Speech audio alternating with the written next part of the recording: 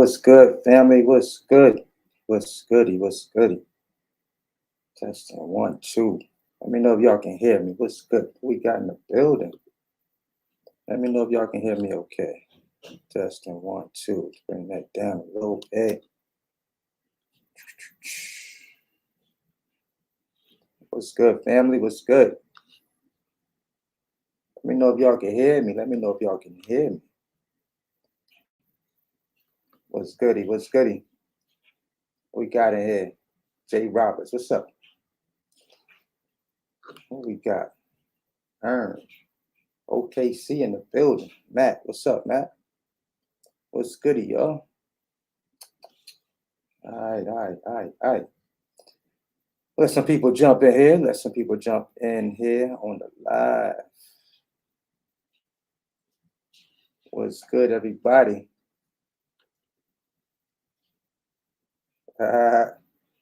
Yep, I'm live. So if y'all got them questions, now is the time. Now is the time. What's goody? Big David in the building. Arsonist TV, shout out to you. For sure. Yeah, it's gonna go up. It's definitely gonna go up. It's going up on the channel. Once this live is over, it will be up live on the channel. So if you got to bounce in and bounce out, it's all good. You still get to see it. Yep. Who we got? Shout out where you at right now? Where you at? Midwest.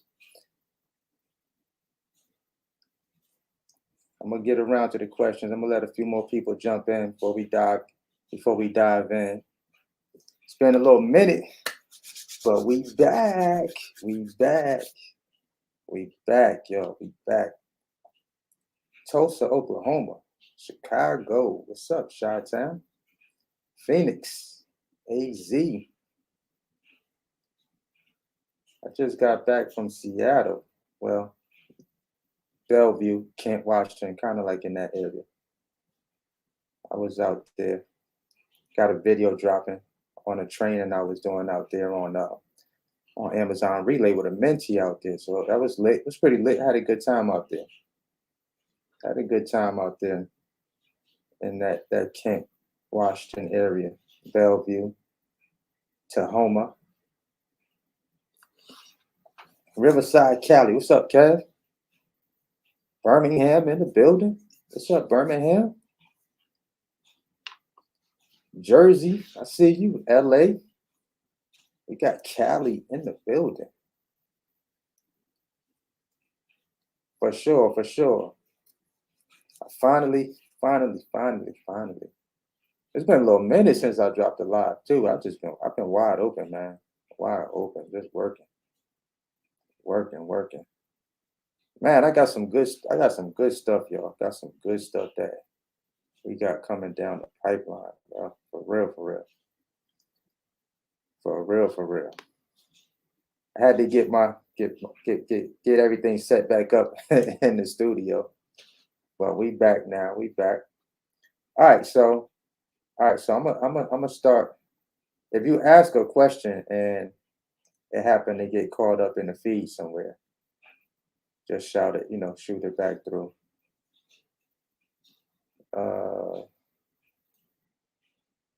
So let me go to the top and try to get the first question, y'all.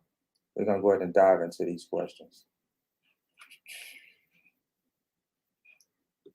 So Matt asks, is the Midwest still the place to catch the loads? It's pretty decent. It's pretty decent in that area.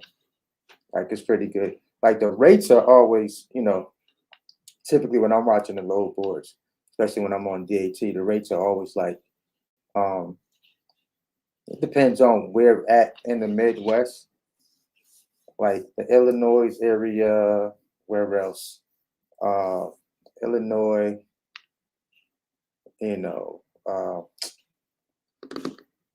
coming out of Nashville, Illinois, Ohio, still like along that, along those lines, Michigan, Missouri, like kind of like going all the way up there, St. Louis area. All of those areas still pretty decent. And a lot of times it depends on the brokers that you're dealing with too. Depends on the brokers that you're dealing with. But typically you can get a decent load coming out of those areas.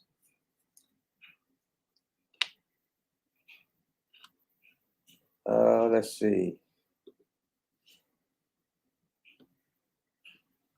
So I've been following about a month, captured by O Studios. Sound like you're doing that photography over there or that video work over there. Shout out to Captured by O Studios.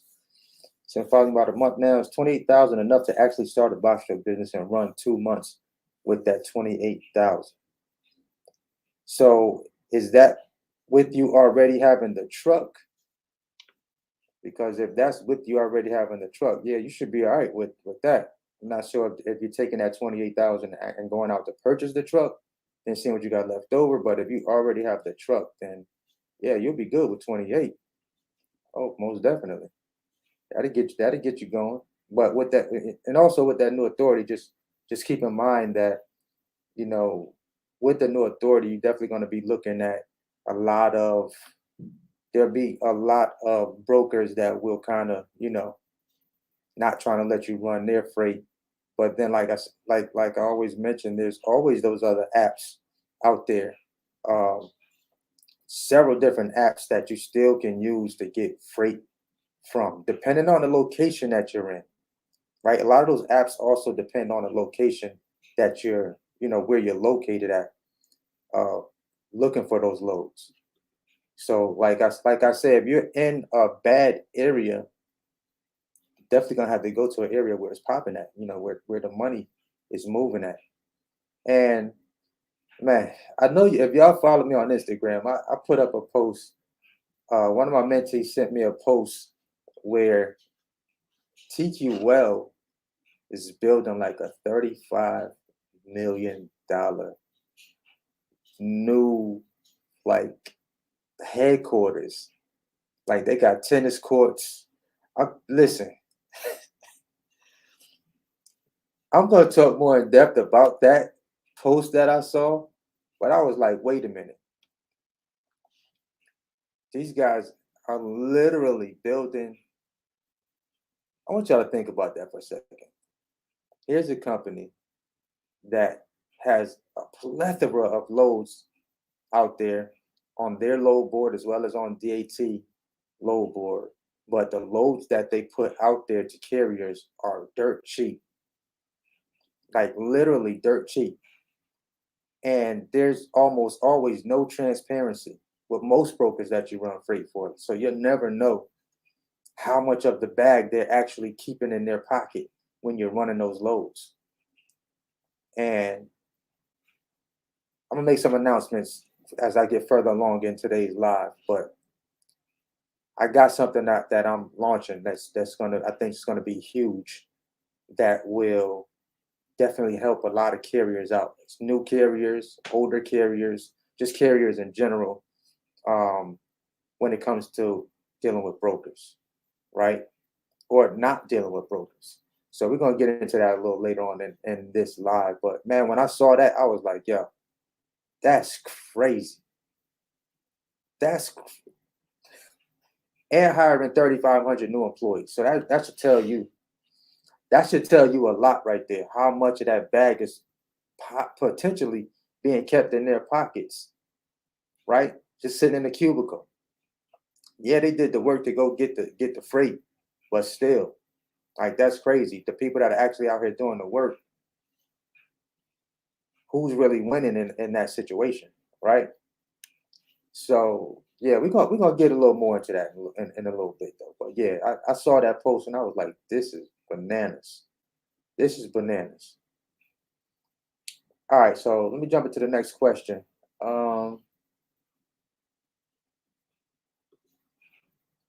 James Rapper, what's up, James? James asks, I got a cargo van. Should I go DAT or truck style? Uh, the thing about either of those load boards is majority of those loads I don't see as many cargo van or sprinter loads. I do not saying that there aren't sprinter loads. I do see uh, loads where they're looking for sprinter vans, cargo vans, uh, but you would have to really go deep into seeing, what size it is, what size of the partial is that needs to be moved, and actually what they're requesting. So if I were to go with either one, you could try both load boards. Be honest with you. When I first started out, I did start off using those two. Those were the two load boards that I did use. Um, and I'm still not.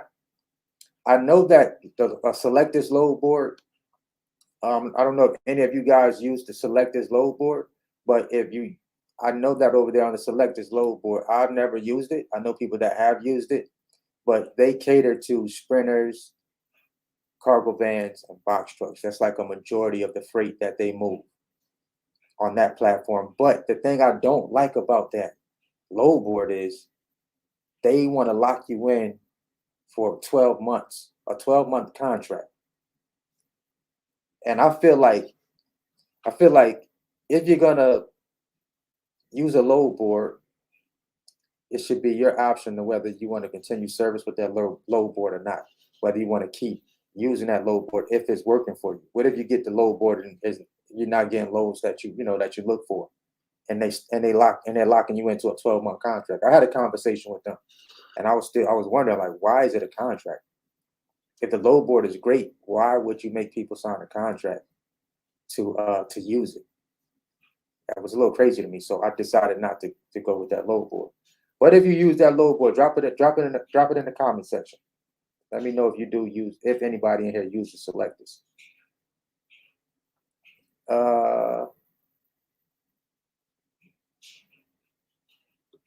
All right, what's up, Miss Angel B. Scholar? Shout out to Miss Angel. All right, so Ohio, what lenders do you recommend for fleet purchases? For fleet purchase for box truck and reefer trucks? Oh, so oh, that one is kind of like a coin toss. So when I looked at different companies to finance my vehicles, I personally used. I have First Citizens Commercial. That was the last truck I purchased. I got financed through them. I use a company called Tandem Finance for my second truck. They do a lot of equipment leasing, but they also will finance a vehicle. So with that you can I didn't have to put any money down with that particular finance company. But with First Citizens, I did have to put down like a few grand. I put a few grand down on the truck. Also, keep in mind that they will want you to make at least half of the payments before you can pay that vehicle off. So anytime you're dealing with those finance companies, find out is there any early, um, any penalties for trying to pay the vehicle off early. So make sure you check with them on that.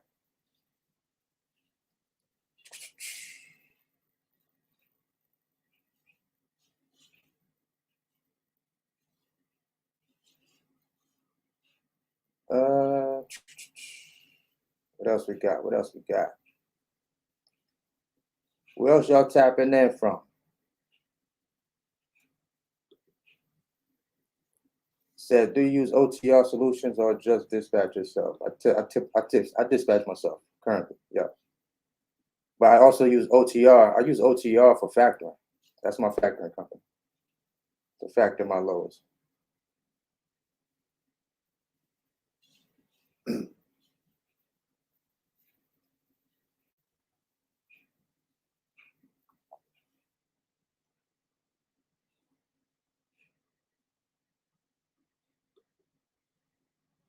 Great Polo 26. How much do you pay your Amazon driver? That's kind of like, it depends on whether it's a contract load or if it's somebody that's working hourly, right? That is gonna be totally up to you, right? Everybody's gonna have their different prices. If it's a contract, it may be 150, maybe $200 per load, right? If somebody that's running a regular load, it may be $25 an hour to run that load. Just it all depends. All depends.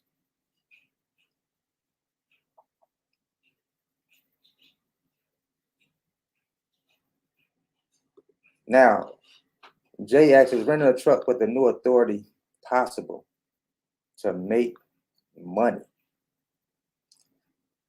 Is it possible to make money with the new authority renting a truck?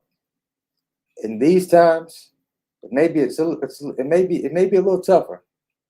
I'm not saying that you can't do it, but you definitely have to pick a rental company where the rates are low.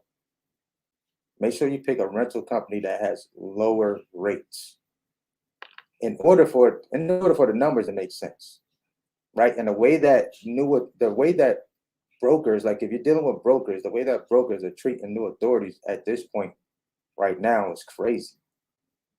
You'd be lucky if most of them will let you even run their freight. And if they do let you run their freight, of course you got your TQLs, you got your Nolan Transportation Groups, you got these brokers that know you have a new authority and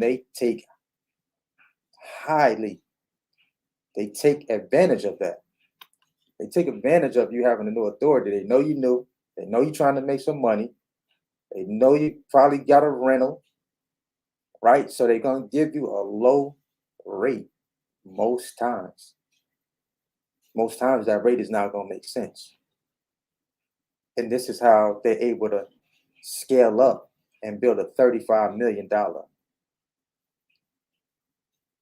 company or expanding it off the backs of new authorities. It's crazy. It's crazy, y'all. It is crazy. Semi truck or box truck, it all depends on who you are. It all depends on what you're trying to do in this business. If you got a CDL, if you want to handle bigger equipment, carry more weight, be able to put a large amount of partials on that truck, depending on what you're moving, of course you'll get a semi if you got a CDL. But if you don't have a semi, I run into two types of people. I run into people that have a CDL, they've driven a semi, they don't like the expenses that come with the semi, so they want to scale it back some and start off in a box truck, something a little more, not big, no, not as big. They feel like they can maintain that a lot more than they can maintain a semi. So you have different. Because I always ask people like, why do you want to get a box truck and you got your CDL? You got you can go out there and possibly get your power unit, and they're always like, man, I don't want to do all of that. I just want to, I want to be able to make money, jump in a box truck and roll. So it's different strokes for different folks, man. Uh,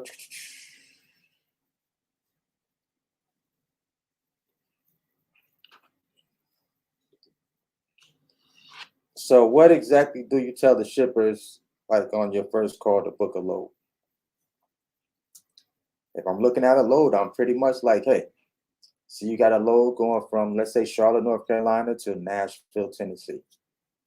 Looking at the load, first thing I'm doing is I'm looking at what the last 15 to 30-day average is of that load. This just gives me a base. Now, most times they say that number is based on the semis, right? That ran that load, semi trucks, right? That's going to be kind of like your average. That gives me a gauge of a number that I can kind of go by, right? Then I also pay attention to the weight of that freight, right? I know if I'm in a non-CDL box truck, I'm carrying less than 10,000 pounds, right? I think my truck maxes out roughly around 9,700, somewhere around the 98, 9,700. I typically don't go no higher than like 9,500 just to be on the safe side, right? So I look at that and I'm pretty much like, hey, I'm looking at this load. My favorite question is, what's your target rate on that? I try to see what number they're at first, right? Then I say, whether if the number makes sense, if it's close to the average, I try to push that number up $200 to $300 more. Right, that's where I'm starting at. Then we typically usually meet somewhere up in the middle. Now, there's a couple of factors I also look at. Is this expedited, which means is this going to be a straight through? Am I picking it up today and dropping it off today? Am I holding this freight? Do I have to drop this freight? Is it dropping off tomorrow? What are the appointment times? Is it a strict appointment?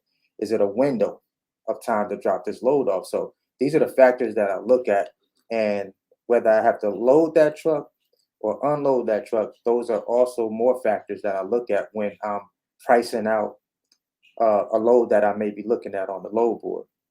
Trying to decide if I want to take it.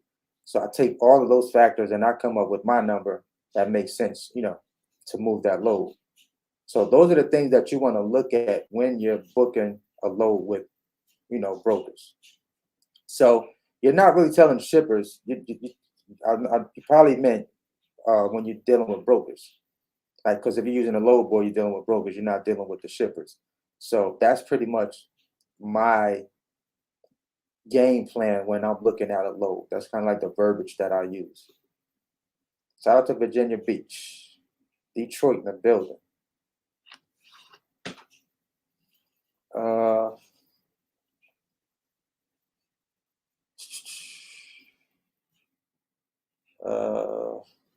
Yeah, this is another thing I see people run into a lot with going out and getting that first box truck. You're paying close attention to those miles, right? When we come from regular normal vehicles, right? In the normal vehicle world, like the regular automobiles, we all automatically say, "Oh my God, that car got 150,000 miles on it. I'm staying away from that. It got too many miles on it." But on the commercial side of things, in the trucking industry, high mileage is not a deal. It shouldn't be a deal breaker for you, unless you can clearly look at the truck. Truck is ran down. The engine sound crazy. Things like that. Then yeah, those are some red flags that you might want to look for. But most times, if you possibly found you a fleet maintained truck that was serviced on time, you get that J Pro report for that truck. Find out, the history of that truck. It's almost like a Carfax, similar to a Carfax. You want to get the history of that truck and how well maintained that truck was before you make the final decision, because you want to know what you're getting yourself into. Right? Am I going to have to spend more money if I purchase this particular truck? So those are things to pay, just to pay close attention to when you're looking for a truck to buy. So just keep that in mind. Oh man, this is one of my favorite questions. What's up, that trucker from the 330? What's up? So will 5,000 be enough to start with a truck already purchased coming out of Ohio? So if you already have your truck and you got $5,000, I think you'll be fine. Like as long as your truck is decent, you got $5,000 set to the side, I think you'll be fine for sure. Once again, with a new authority. Now, if it's a new authority, you have to make those phone calls. But something that I would highly recommend is go get you some business cards. Get you some business cards. Get you some, take some of that 5,000. Go invest in you some branding, right? Go invest in some branding. Go get you a website. Make sure you got a professional email. Make sure you pulling up with your company name on your shirt. Right? So I'm paying attention to shippers in my backyard. Pay attention to those shippers that are in your backyard. Because believe it or not, and some of the smaller companies, not just the shippers, but I will also go to some of those smaller companies that are looking to ship that ship things out. Right? I was one of my mentees out, matter of fact, the one I was just with in Seattle, out in Seattle, not Seattle, but in Washington, uh, Bellevue area, we were, we did a run out there. Well, not when I was out there, but he did a run like a couple of weeks prior before I came out to Washington. And he had his business cards.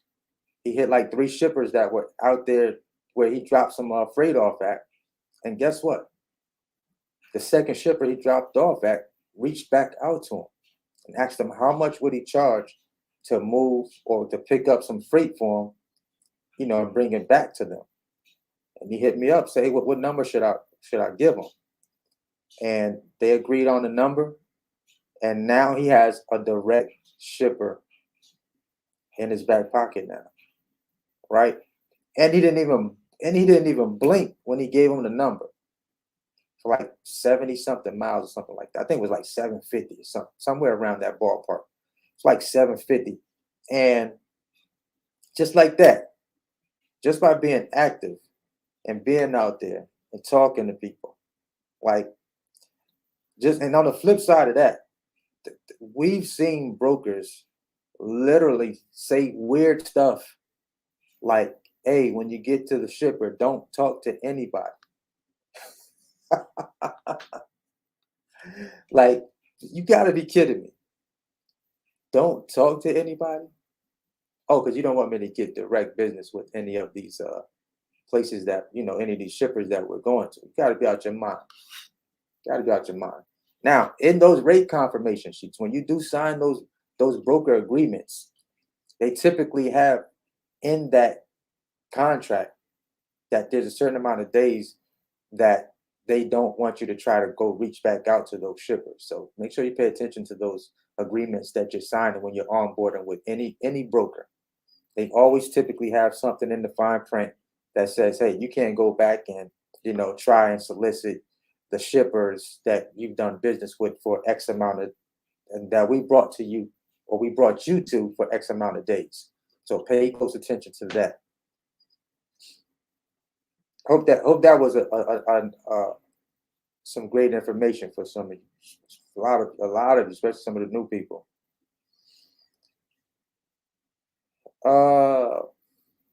Garfield, what's up, Garfield? Garfield asks, how long after you get your MC should you consider dispatching yourself? Immediately.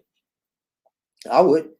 I mean, if you understand dispatching, you can dispatch. Now, when I started, yes, I got the load boards.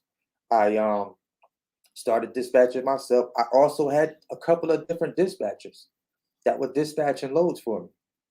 Right? If my dispatcher used to call me like 6 in the morning, I was like, whoa, she on it. But she was calling me super early. She already had a couple of loads. I told her where I was, she knew I was at.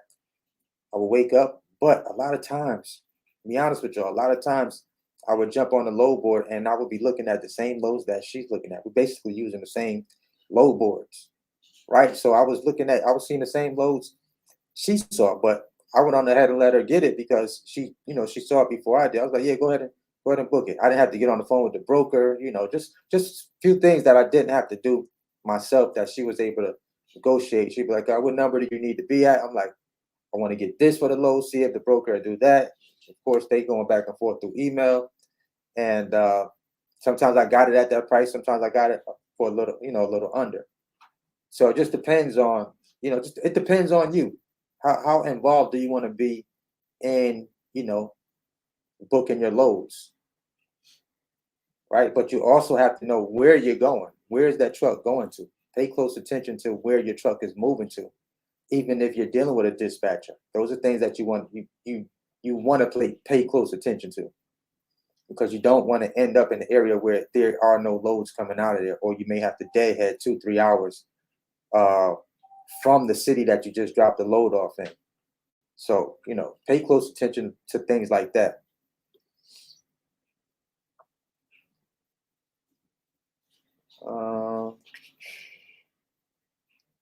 Let's see.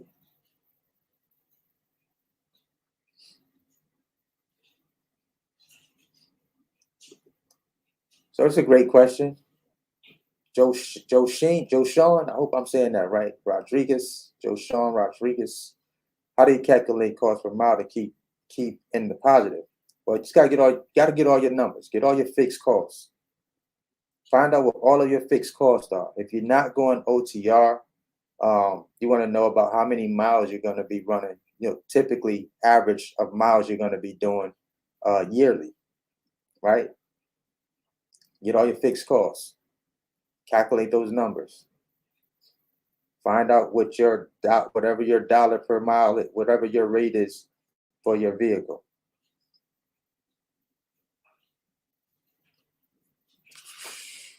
Let's see what else we got. What else we got? Yeah, 2 weeks or well now.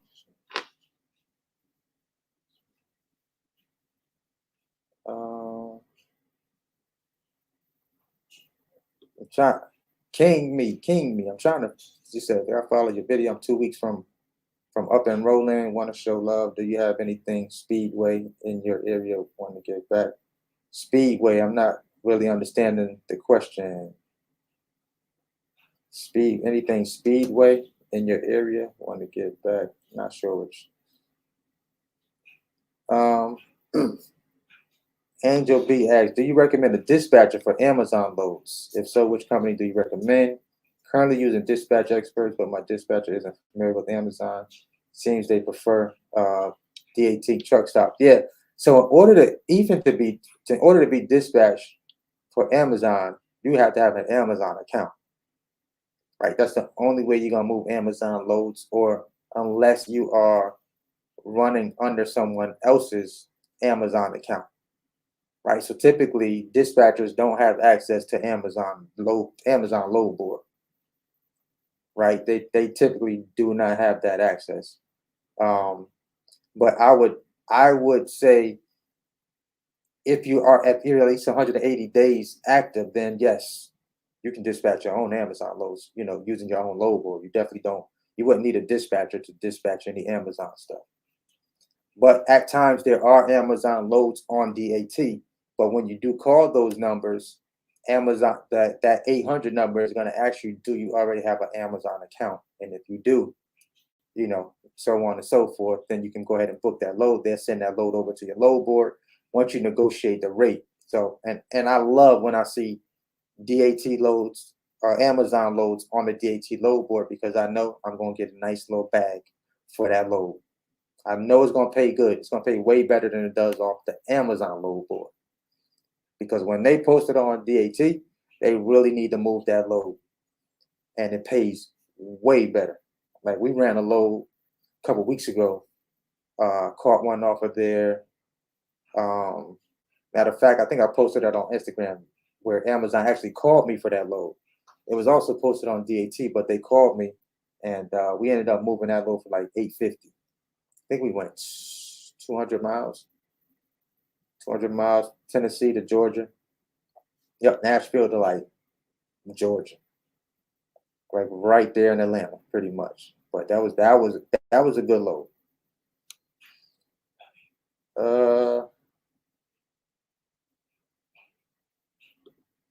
So this is a great question right here. Do you have an advantage in the box truck world with CDL Class B hazardous material endorsement? Have you ever did a run into Canada? I've never did a run into Canada myself, but what I will say is this: if you have a Class A, Class B, you got the hazmat endorsement. That's an entire lane in its own that almost always pays extremely well, whether you're in a semi or whether you're in a box truck. Those loads are always going to pay well. And the reason why is most people don't have those endorsements when they're in a box truck. Some people do, some people don't. But if you do, that load is going to pay well. And every time I look at certain loads where the number looks crazy on DAT, I drop down in the comments and I'm like, oh, yeah, you got to have you got to have hazmat for that one. So that typically pays very well, very well. If you have that endorsement, yeah, you'll be fine for sure.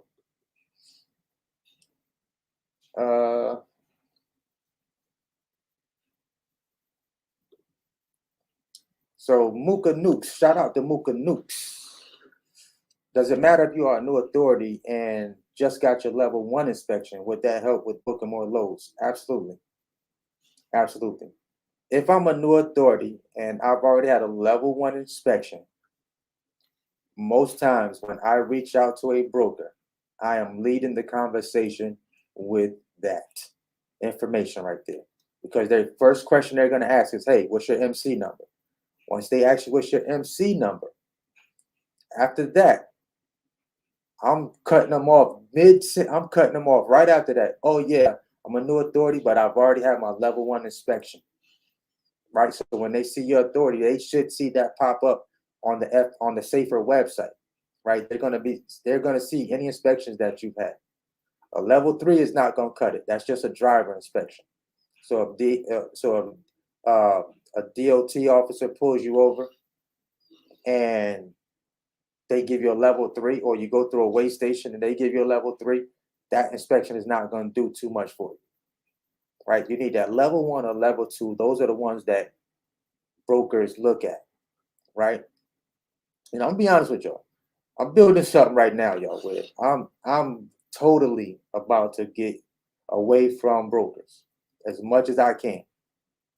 For real, for real. So we're working on something to where we're going to be less dependent on brokers, and I feel like it is going to be a game changer. It's going to be a game changer. Big network. Y'all probably seen me post it, but that's something that I'm putting in the works. We going direct to shipper. Direct to shipper. If you haven't heard the news, you're hearing it now, live and direct from me. We going direct to shipper. I'm bringing shippers to my network, to the carrier. The broker's gonna hate me, y'all. They're gonna hate me, but the carrier's gonna love me. They gonna hate me, but the carrier's gonna love me. It's all good. It's all good. I'm trying to do what Uber did to the taxi industry. That is my goal. I am seeing what's hurting carriers right now. And the thing that seems to be hurting carriers the most is the transparency between carriers and brokers. That is killing the industry right now. One of my mentees said she was at a shipper and just kind of kicking it with the guys and waiting on the truck to get loaded. And she just happened to ask the question. I don't know, it's something about a woman that could just get answers out of men for some reason. But if you're a woman and you're in this business, all you got to do is ask the question at somebody's ship. She was kicking it. She was like, hey, how much is the broker getting on this load? It's like, oh, hold on, let me see. Let me get the paperwork. Man, they pull the paperwork. She getting $1,200, which she thought was fantastic. The broker getting $1,400. Well, my mouth dropped to the floor when I heard that. I said, wait a minute, what? You got $1,200 and the broker got $1,400. And she said this was a great broker for her. This was a great broker. After her 90 days was up in my program, this broker kept her running. Some great lows. They had built a great relationship. But when you see the transparency, like this is me. I'm like, okay, I feel 1,000% better if we came to the table, even if I'm dealing with a broker and I came to the table and I'm looking at a load and I'm saying whatever amount the load is, and let's say I'm getting $1,000 for the load. I feel that in this industry, it's not regulated. It's not regulated where they have to be transparent with the carriers, right? So basically, what happens is, if I was moving a load for $1,000 and the broker said, hey, this is what we get. This is all because a lot of times they like to run this one on you. Yeah, that's all I got in it. I'm like, what you mean? That's all you got in it? That's all you got in it? Like what? So I don't know if you getting $1,500. I don't know if you getting $500. I don't know what the spread is in between this thing. But all I know is I'm doing the work. I'm actually running this thing. I'm actually risking my life on the interstate to move this load, to get it there on time, right? Most times you're giving me a time and it's not even the accurate time that I'm supposed to be there. They're looking like, oh yeah, we open from so and so to so and so. There was no scheduled appointment for this load. This happens a lot of times when we're dropping off and I'm working with different people and they get there, they be like, man, the people been here since so and so, so and so. I'm like, what? Why did the broker say? Right. So the transparency is just not there right now. So I'm telling you, I'm about to put some blood, sweat, and tears in this thing. I'm building this community up, and we're really about to change the game. We're gonna change the game. We're gonna change the game. Shout out to Austin, Texas. Uh Ibrahimi, well, what's up? What you know about Amazon Relay 53 for the peak season contracts? The numbers go up around that time. I do know that much. The numbers do go up. And typically around that time, peak when peak hits, numbers typically go up. Depends on the market that you're in. Let me say that. Depends on what market. Every market doesn't go up during peak season. We found that out again this last year. We definitely found that out. Every market, the numbers don't shoot up like it does in certain markets. Tyrell asks, thoughts on staying in hotels every night? Well, I'll say this. If you got a lot of points, if you're in a situation to where you're getting super discounts on hotels, then I don't see an issue with it. As long as you factor that into your expenses, when you're moving freight out here. Right? Nothing wrong with that. Nothing wrong with that. Or invest in your sleeper in your truck if you don't already have one. Invest in a sleeper. That can definitely save you some money in the long run. Um, so best way to prepare for your safety audit as a new authority. I got a video up that breaks down the entire safety audit. When I passed my first year safety audit, check out that video. Just look it up. But basically, most things that you have to get done to your truck, those are the things that they're going to ask for during your safety audit, like things that you had to do as far as getting your authority, your MC paperwork, your yearly DOT inspection, that sticker that you have to get on the side of your truck when you first get it. They're going to be asking for that paperwork. If you're using an ELD, you're using logs, they're going to be asking for that, access to those logs during your first safety audit. It's basically the standard paperwork that you're going to need, that you should already have. That's basically what they're going to be asking for that audit.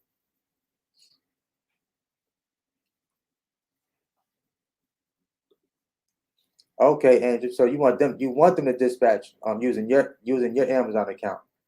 Nah, I don't think I would really give anyone access to my Amazon account. I don't think I would take chances with that unless I'm working with someone, and because you can pretty much do that yourself.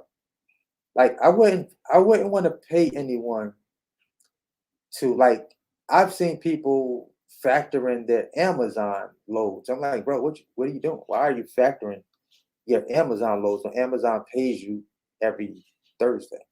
Like, it doesn't make sense to factor Amazon loads. But if you don't know, you don't know. So you'll feel like, oh, I got to get this factored. No, Amazon pays you directly to your account. No percentages taken out of that money. So you don't have to factor that Amazon stuff. But now I wouldn't personally let anyone dispatch me from my Amazon account. Right there. I'm not going to that's just an extra expense that you don't have to give up.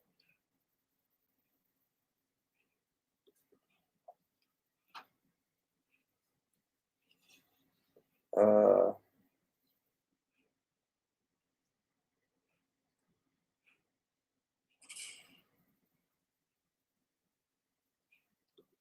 yeah, DAT is a good one. DAT is a good one to look at. I'm actually uh DAT is a good one. Definitely, you know what I'm saying? DAT, I've used Truck Stop, quite a few of those load boards I've I've used. I tried 123 load board back in the days. I was like, nah, that one didn't really work out too well for me. Uh, let me see. Super high saying, would it be smart if you're delivering to another state to try to run local loads within it as well? I don't know if I asked that question correctly. Okay, so would it be smart if you're delivering to another state to try to run local loads within it as well? I mean, so if you get to a state you just dropped off in, and if you still and get hours, you got fresh hours for the day, absolutely. I'll jump right on the load board and I will move something right there in that. I do it all the time. When I work with mentees and we're dropping loads off in the city, we jump right on the load board. And if it's something going 20 miles, let me get that quick 350. Let me get that quick 250. We're gonna add that to it because it's pick up and drop off same day. So we're gonna add that. We're gonna add that while we're in there before we get ready to skedaddle, for sure. Absolutely. Yep. If the load pops up and it's local, yeah, we're gonna grab that for sure. So Jay Johnson asks, how do you get the inspection? So typically, uh, I've a lot of people have been hitting me up like, hey, I tried to go through a weigh station, they wouldn't give me a deal, they wouldn't give me the level one inspection. So this is what I want you to think about. Most of those inspections are random, right? Some cities, some states that you go to, some weigh stations that you go through, and if you pull over and ask them, some will, some won't. Some will say, hey, you just got to randomly get pulled over. Now, think about this. It typically takes them about 45 minutes to an hour to do that level one inspection. So imagine if trucks just randomly pulled up and were like, hey, can I get a level one inspection? And somebody's in there just chilling and they're at work. Of course, they're going to brush you off unless you get one of the nice guys that be like, oh, sure, I'll come out there and I'll give you one. So some of them will give you an inspection. Some of them will not. Sometimes it's got to get randomly pulled over. So my level one, I got randomly pulled over my third year in business. It took that long, but a lot of times I was calling brokers, even with the age of my authority, that still told me no. I didn't have any inspections, and I had a level three inspection. It just wasn't a good enough inspection for them. They still wanted that level one inspection, but once that level one hit, all the doors flew open at that point. Everybody was like, yes, yes, yes. Didn't matter who I called. So that is how important it is when you are dealing with the load boards and you're running freight through brokers. Now, when my mentee got that direct shipper, think about this for a second. When my mentee got that direct shipper, guess what he didn't care about? Inspections. He didn't care about none of that weird stuff that brokers be looking for. He just wanted to get his load picked up and brought back to his company at a fair price. So direct shipper. Now, another caveat with the direct shipper is when you deal with direct shippers, they don't use most time some shippers, if depending on the factoring company that you deal with, yes, they can probably buy that invoice, but they will have to get with that shipper to see how long it's going to be, how long of a window is before that shipper pays out on that load, right? Because most shippers are doing net 10, net 21, net 30. So it may be like 30 days before that shipper cuts you that check. It's not like the factoring companies that buys your invoice and pays that money out, within 24 to 48 hours. So that's also something to keep in mind. But I don't mind waiting for a big check where nobody's getting a cut out of it at the end of the day. I don't mind waiting for that. I mean, if you don't mind, raise your hand. Yeah, I don't mind. So that's also something to keep that in mind when you are dealing direct with shippers. shippers, most times, they're going to cut the check, but it's not going to be 24 to 40 within 24 to 48 hours. You have to find out, what's their pay schedule after you complete that load, right? So my mentee basically just he became a vendor with that shipper, right? They set up a vendor account for him.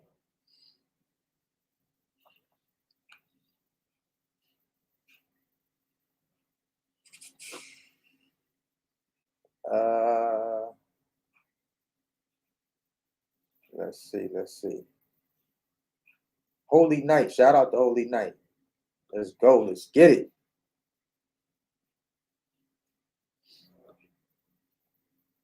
Michael.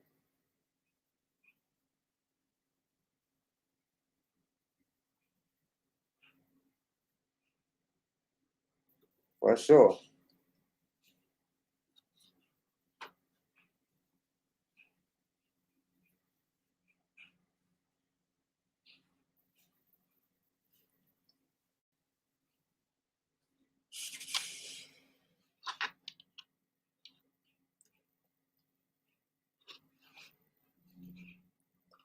Any advantage to age and authority? Is that something that's even possible? Heard of this from doing some research. Any advantage to age and authority? Is that something that's even possible? So yeah, you can find trucks, well, companies that have age authorities. I've never done it before, but there are companies that are selling authorities, but you want to make sure that that authority is in good standing. That's something to keep in mind.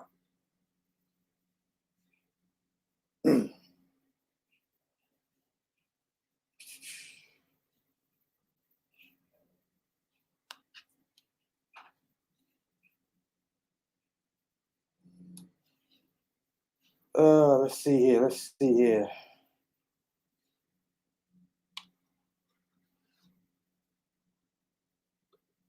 So, a purchase and mentorship, do you prefer to come with MC, DOT, BOC3? Yeah, if you already got all that stuff set up, for sure. But if you don't have it set up, we definitely help you get situated with that as well. Uh, this is a fact right here. This is a fact right here. They're definitely making it super hard for new authorities. I'm gonna keep it real. They are making it hard. They are making it hard, bro.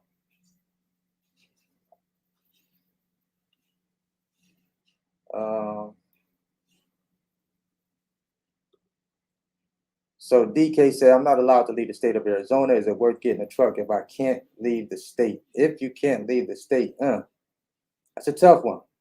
If you can find local work, I mean, if you can find freight, it's Arizona. Arizona funny too. Like off the load board, like I wouldn't be super confident in Arizona just off the load board. Right? If I was in Arizona, I would be going to find direct shippers myself.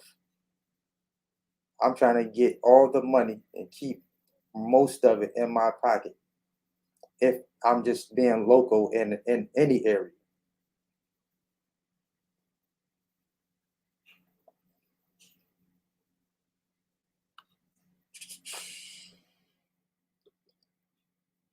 Holy Night, sir. You're welcome. You're welcome.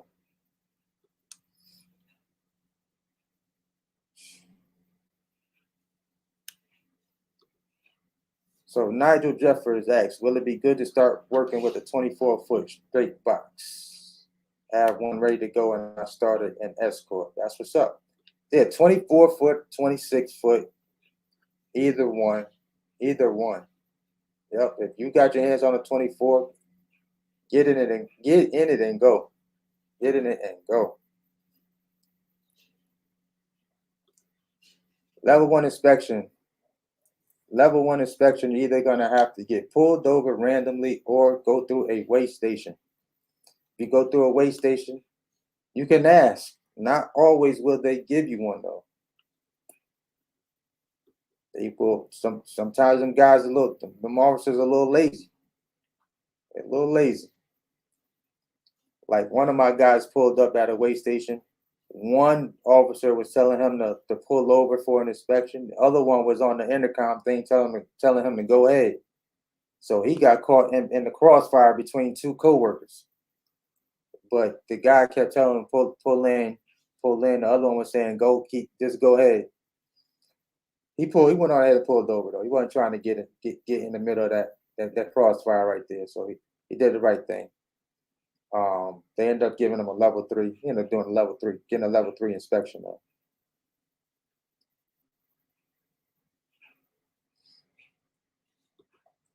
Excellent. So I'm aging my authority right now. How do I get cheaper insurance once I get the truck? That's a great question. How do you get cheaper insurance? Well, the older your truck is, typically the cheaper your insurance is. But if you have speeding tickets, any DUIs, anything that's on your record that doesn't look good, you will not have cheap insurance. I'm gonna be the first to tell you that. Your age plays a factor, your experience plays a factor. Like a lot of things come into like that insurance premium. And if you go with Aggressive, aka Progressive, they are the insurance company that insures almost any and everybody. Almost all new authorities, they have the market cornered.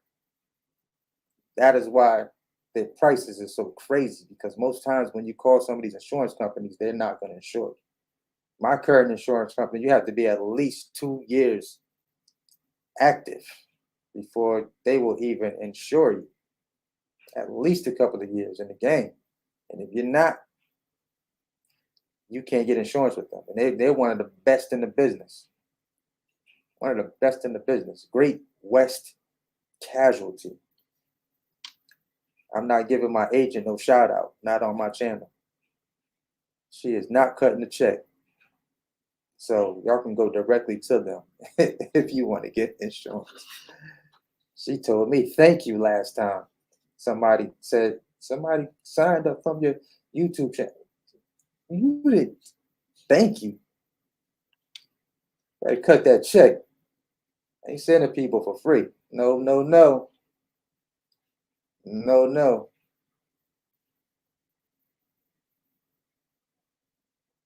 For sure. Listen, I don't mind. Like I said, I don't mind waiting on the check, y'all. I don't mind waiting on the big check from directly from a shipper.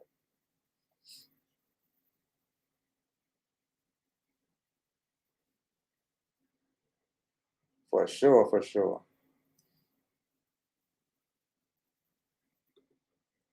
Nigel, you have to shoot me an email. Shoot me an email at bigvicmusic@gmail.com. Just go to any one of my videos. You see my email down there. Just shoot me an email. I could walk you through that process. This will probably be the last. I'm probably running like maybe two more slots, and then I'll be shutting that program down. My Box Truck Freedom Academy will still be, available. But as far as the mentorships, I'm ready to be running real heavy in, my other community. So I'm definitely going to be putting a lot of focus over there in that community to get these shippers into my network. I'm tired of playing games with these brokers at this point, to be honest with y'all.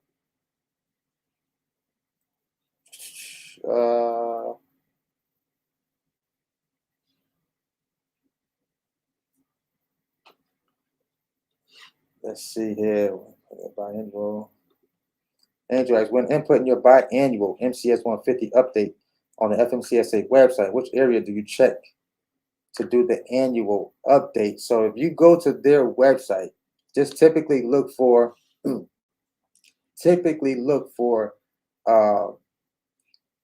anywhere where it says MCS 150.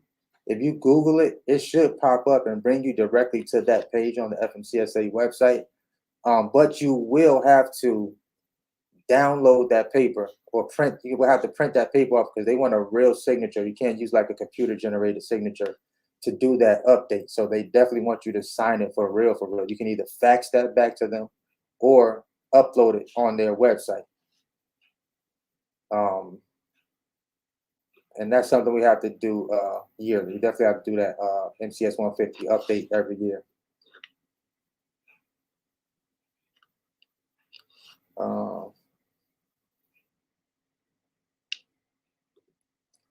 Mooka Nukes, on insurance, should you pay month by month or pay it up for the full 6 months or pay it up for the whole year? Great question. That all depends on you. Be honest, I'm paying month to month. I'm paying month to month. I mean, if you have it to pay up for 6 months, do what you got to do. Make it light on yourself. But if you can pay it up for the year, pay it up for the year. But if your paper not like that, and you're talking about for the 6 months or paying it up for the full year, the insurance, a little ticket on that insurance sometimes. You're talking about paying 20,000 up for the year. If you got it to do it, do what you got to do. Whatever makes it better for your business. If it works for your pocket, then do what you need to do. But if you don't have it like that, definitely keep that money in reserves. Pay that month to month. Because you never know what can happen. This is one of them businesses where anything can happen at any time. You want to be in a position to where you can take care of it if you need to.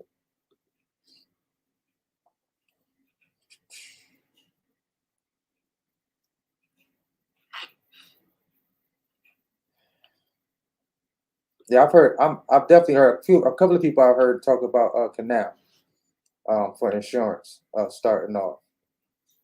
I'm not sure if they will insure like for every single state though. Might definitely double check that.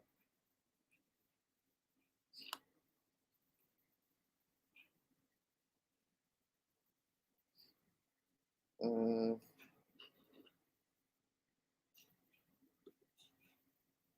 DeAndre asks, would you recommend box trucking for a weekend hustle?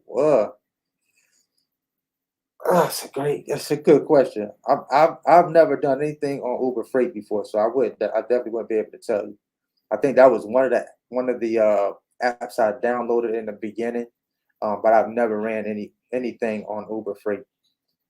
So box trucking on the weekend, unless you moving houses or moving people's furniture or doing little small odds and end jobs, there's probably not going to be much out there other than Amazon, like for the weekends. And Amazon just doing that on the weekends is probably not going to be enough to make a box truck business successful. Just doing that on the weekends. So yeah, I don't think I would.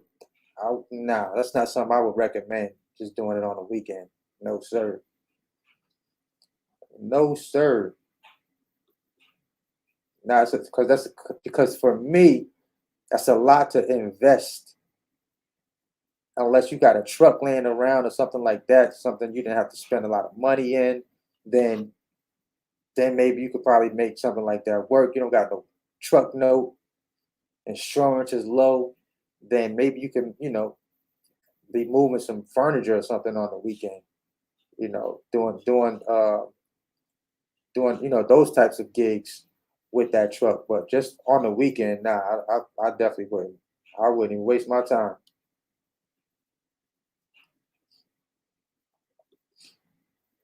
This is a great question. Why is insurance so high in the tri-state area? So something I learned talking to a lot of different insurance companies is that anytime you go through states, when you're on the interstate, pay attention to those billboards in those states. When you see those states that got attorneys up on those billboards talking about got hit by a truck or need a attorney to represent you, and you see trucks up there, some type of trucking accident, the rates are going to be higher in those locations because there's typically a lot of truck and auto accidents in those areas, which makes the insurance much higher in those locations. And there's always companies out there that are setting up truckers for money, right? Scamming, setting up accidents like that. There's a lot of weird stuff going on out here in the industry where uh these there's actually cars out there that be plotting to stage a freaking accident with trucks because they know they pay big money. They know they pay big money if you know what I'm saying. So that's a thing out there. But typically when you see those in those tri-state areas, a lot of signs up on those billboards where all these attorneys, uh, accidents, trying to help you get money. That's why. That's why. It's a lot of accidents that happen that occur out there on the interstate.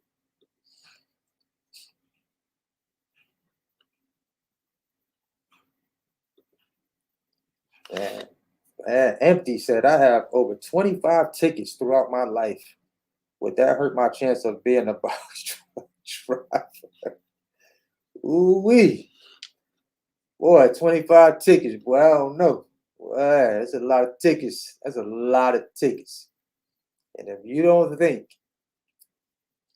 whatever insurance company takes a look at your driving record, boy, they're gonna think real hard and real close. They're gonna look real hard and very close at your record and be like, ugh, yeah. You gotta think, would they want to take a chance on you with those tickets? If you got, I don't know if those are speeding tickets or what type of tickets those are, but they generally look at, they typically don't go past like the last 5 years. But if that still pops up, it might raise an eyebrow too. I can't say for certain, but 25, that's a lot of tickets. But if it wasn't within the last 5 years, it may not weigh as heavy on your insurance.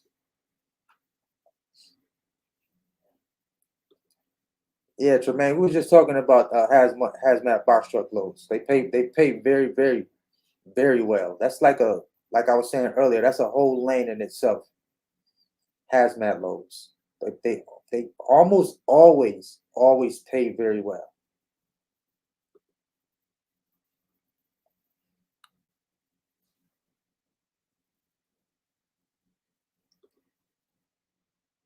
Texas lanes. Texas is a big market.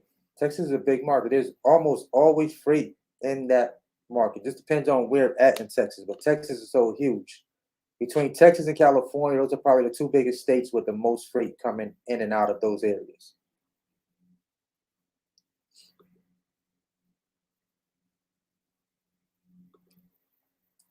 Be easy. Say, Vic, voluntary inspections are about to be no more. Yeah, I'm sure. It's like it's got to get randomly pulled over, and it's a state by state thing though. Some of these states, because I know out here in North Carolina, one of my mentees, she pulled up to a weigh station, and the guy was like, "If you don't have any freight on the truck, we can't do it." So she waited till she got a load on the truck and went through there. He did give her inspection though. He did do the inspection, and it had to be going out of the state. So she was on her way to Florida. She stopped by there, and he did give her an inspection. So, like I said, it's a state by state thing. It's a DOT officer by DOT officer thing. Some of them will do it. Some of them won't. You get randomly pulled over, then you will definitely get an inspection. But you still don't know which one they're going to give you if they do pull you over. One of my mentees got pulled into the weigh station the day before yesterday, and they gave him a level 2 inspection. So that will help him out. That will help him out. He's about to be going on 6. He's about to be hitting 6 months. Uh,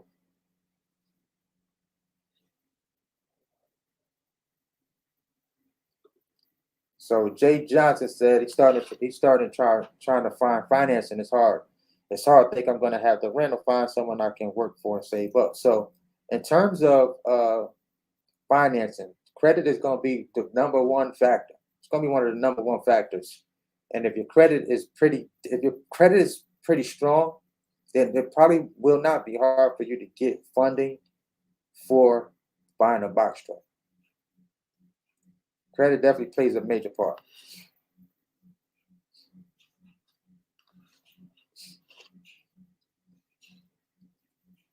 Uh,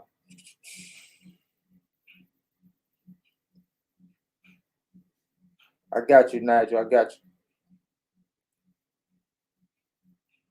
You're welcome, Angel.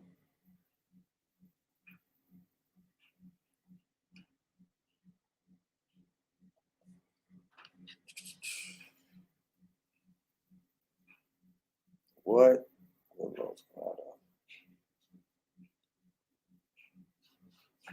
Oh, let's see here. Let's see here. Boy, this is the number one question right here. How is TQ well with new authorities? They robbing them. That's what they doing. They're gonna let you move that freight. I just posted a load the other day. $300. $300 to go up through New York. You kidding me? $300. You might spend 100 in tolls. Just in tolls. Yeah, yeah, yeah. It's bro. I just told y'all they building a 35 million extension, adding a $35 million extension onto their corporate offices, tennis courts, what you call that, golf simulator. That's off the backs of carriers. That's off the backs of new authorities. Every now and again, I always get calls from TQL. They always call me, see if I got trucks available. And I tell them the same thing every time. I say, hey, let's make TQL great again. This is the number. If the number is right, we can move it. If it's not, I shut a whole load down a couple weeks ago with TQL. Me and one of my mentees, he hit me up. Was like, hey, you got a Raycon coming your way. I took that Raycon and said, bro, we are not taking this load. I called TQL back so fast. No, sir, I'm not signing this rate confirmation. He just started laughing and posted the load back on the load board for $200 more. So that just goes to show you that they will take advantage of a new authority if you don't understand what your rate should be when you're moving a load.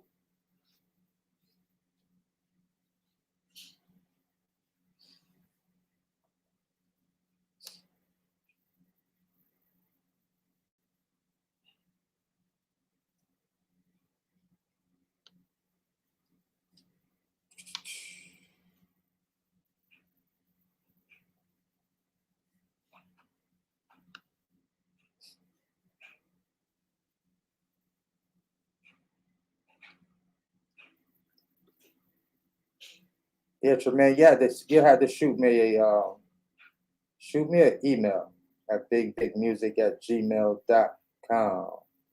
2 G's, BIGGVIC music@gmail.com. Uh,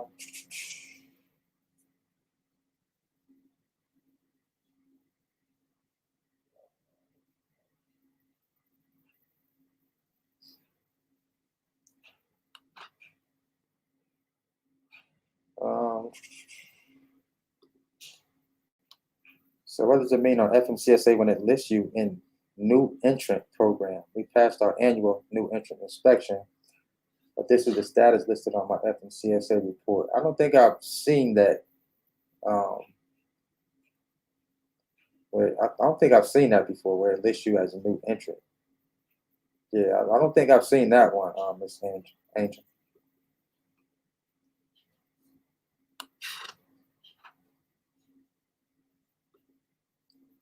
Yep, Matthew said he hit 6 months. Congrats to you, Matthew. How was that first 6 months, bro? 2 weeks ago, he hit it 6 months. That's what's up.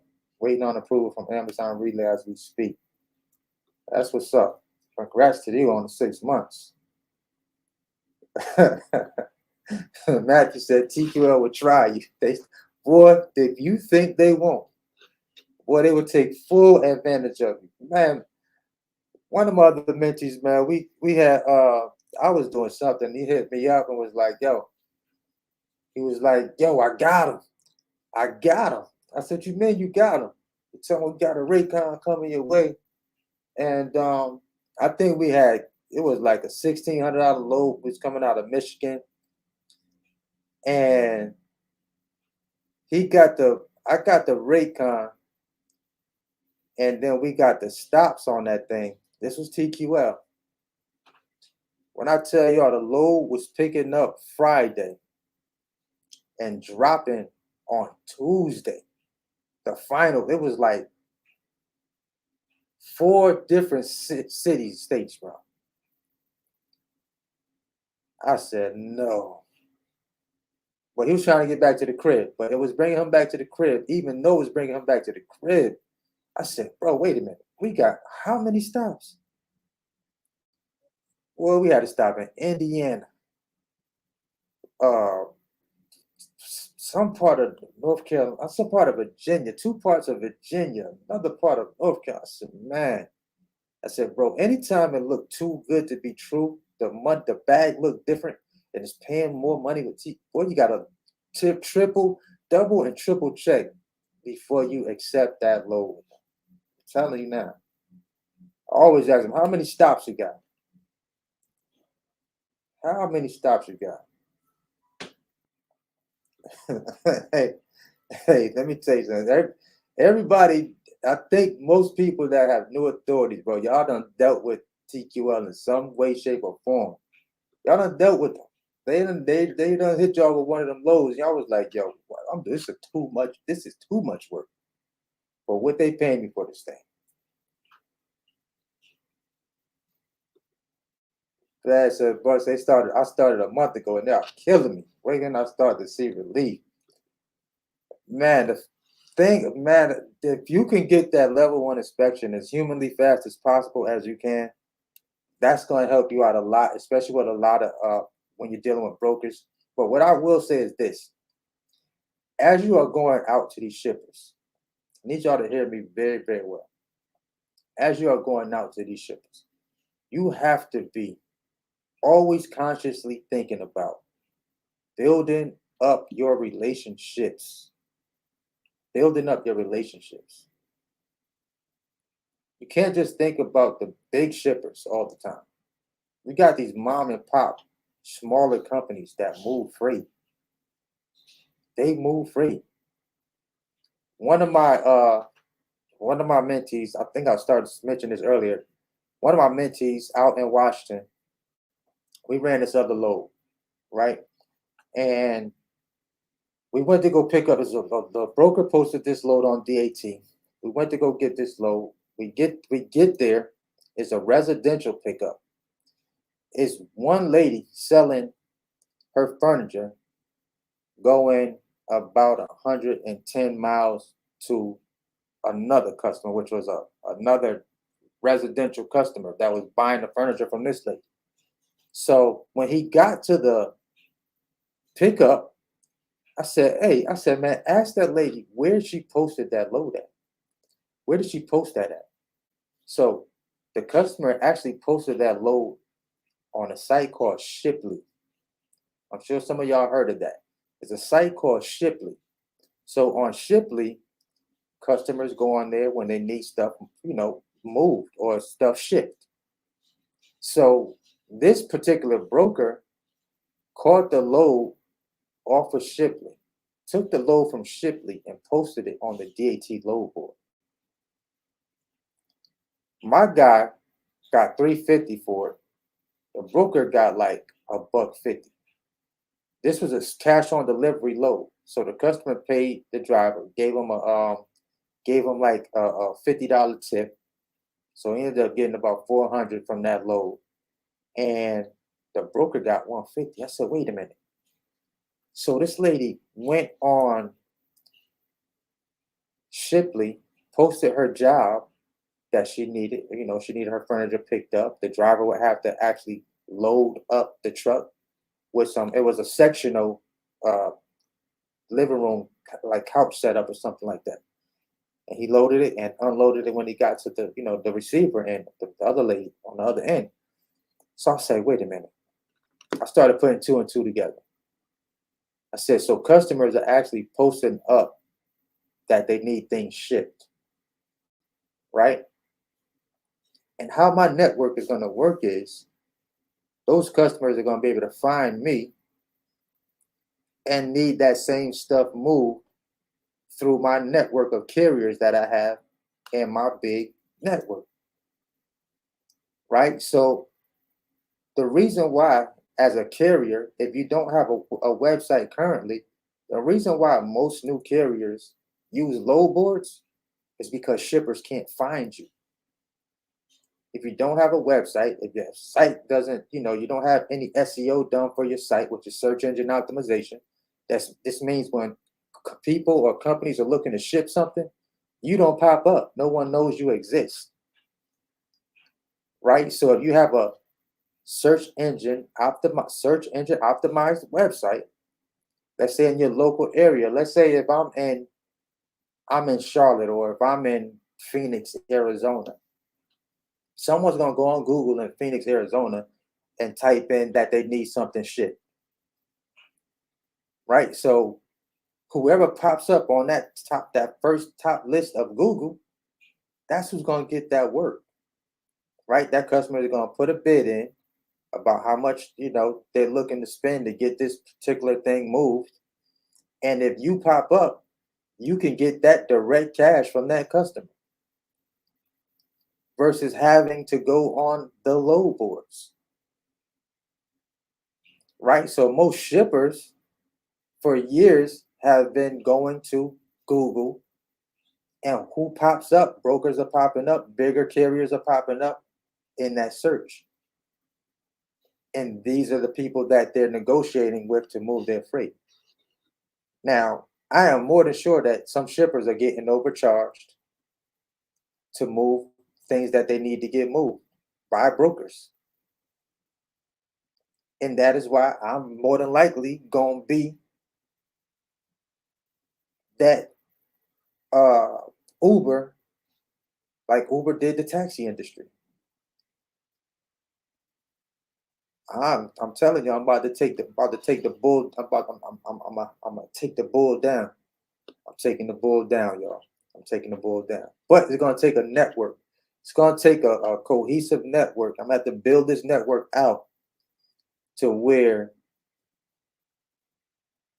shippers are like, hey, okay, well, we got a whole network of carriers here. And I know shippers are tired of getting ripped off by some brokers. I'm not saying all of them are doing it, but I know there's a majority of them that are charging crazy prices. Think about this for a second. I want you to think about this. Here's the shipper. Here's the shipper right here. You have the shipper they need this load moved. Then you have this broker. Now that broker more than likely is charging that shipper for both ways, going and coming, right? I'm sure that's how the load is being sold. So they're going to pay you for going, but they're not going to pay you for the coming back. They're going to get the coming back side of that deal. I'm almost 100% sure. So if the load is paying $5 a mile, you might be lucky to get $1.85, depending on which market is moving out of. Now the shipper really knew what was going on in between between that broker and that carrier, or how that money was being played around with. I'm sure they wouldn't like that. So when my network comes into the picture, our whole pitch is like, hey, are you tired of getting robbed by brokers? Are you tired of getting ripped off by brokers? Are you tired of overpaying? Watch what I tell you. Watch what I tell you. Watch how this network go crazy. Watch. watch. Watch how I go crazy. But I'm also setting it up to where uh the network is gonna be set up to where, let's say give you another example. I want to put a list of diesel mechanics state by state that are not going to rip the freaking carriers off when something breaks down on your truck. There's tow truck companies out there that have been charging $6,000 and $7,000 to tow trucks. Crazy. I mean, it's insane. A lot of this stuff is unregulated for the trucking industry. But I'm just finding a lot of stuff out. Like a lot of this stuff is not regulated. The prices that they be charging, it is crazy. So I want to set up a network to where you come in a network. Let's say you happen to go down in Jersey, your truck goes down. You're able to jump in that network and be like, boom, I can call this diesel mechanic right here. He's not gonna try to knock my head off. He's a part of the network, right? So I want to set it up state by state, state by state. Like one of my people had a breakdown in Atlanta. I called my diesel mechanic here in Charlotte. He put me in touch with another diesel mechanic out there in ATL, and it clicked. I said, wait a minute. Let me add this to my network to where it can really be beneficial for a lot of carriers that are out there and just going right on Google and calling the first person that they see for roadside. Right. And most times when those people come out, well, they ain't taking no prisoners when they come out a lot of times. That's another reason why I said have those scan tools, y'all. Have those scan tools in your truck. Have those scan tools.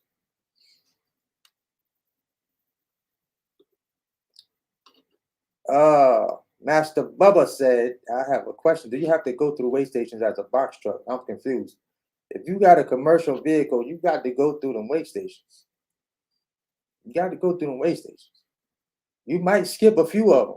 Well, if you skip enough of them, they're going to come behind you.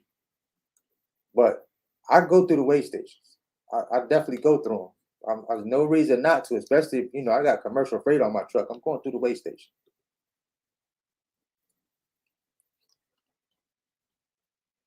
I looked at the Truck Smarter load board a while back. I do have it on my phone, but I don't go to it though.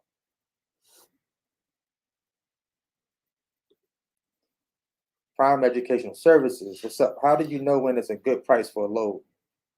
Excuse me. Pay attention to the average. Pay attention to the averages. 15-day averages. If you're using DAT load board, they typically will give you 15-day to 30-day average on the loads. Depending on whether that's a partial load or a full truckload, pay attention to that as well, because that will determine a lot of times what that rate should be.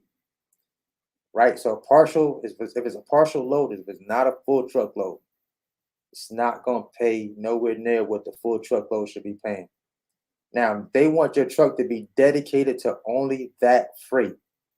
You should be getting paid more money for that load as well. If it's a dedicated load, you should be getting paid more money for that freight. But pay attention to the averages. Pay attention to those 15, 30-day averages.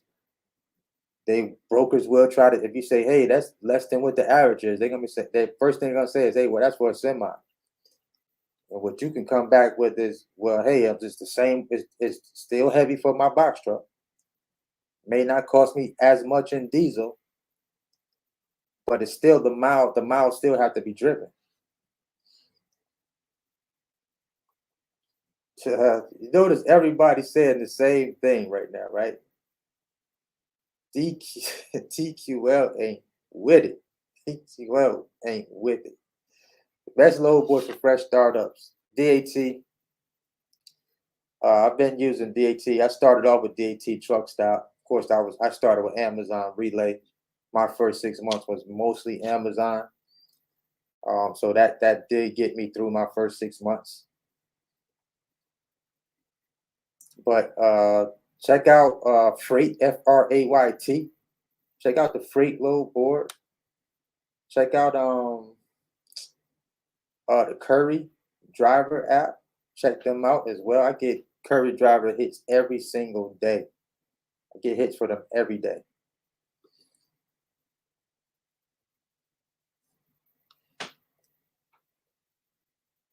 Let's see.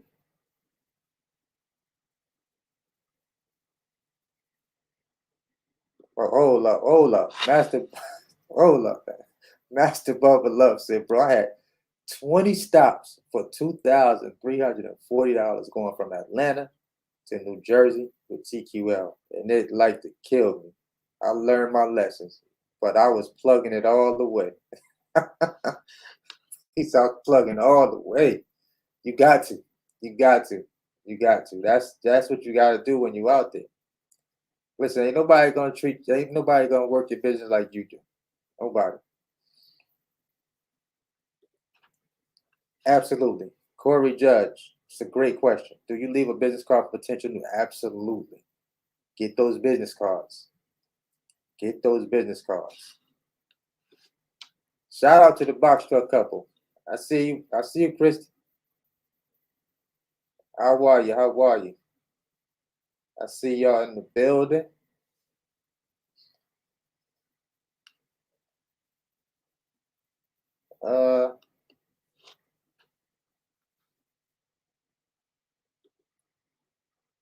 No, DAT does have prices for box trucks. I'm not sure what version of the load board you're using.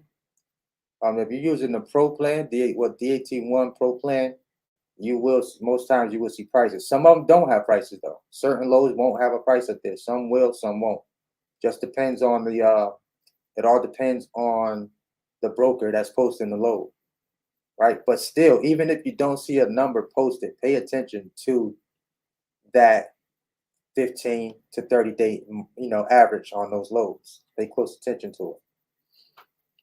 Because that like I said, that will give you somewhat of a ballpark number that you should be in for those particular lanes that those loads are moving in.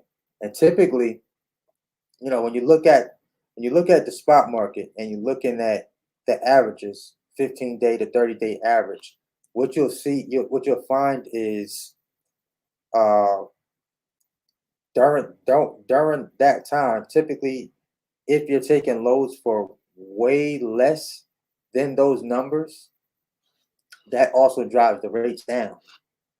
That drives the rates down because now if more people take those loads for less than what those averages are, that's going to bring the average down. The hot zones. What's the hot zones? The hot zones, to me, still, I feel like the hot zones are still like just the whole Midwest side. The whole Midwest side is more so to me like the hot zones. Right. I like the Nashville area, that Nashville, Tennessee area coming out of there. Typically can get decent loads coming out of Nashville, going towards, Illinois, Indiana, like Michigan, what else? Missouri, like all up through there. You really can kind of ping pong. You can kind of bounce back and forth in those areas. Like I said, that's if you're dealing with the load boards. So if you're dealing with the load boards.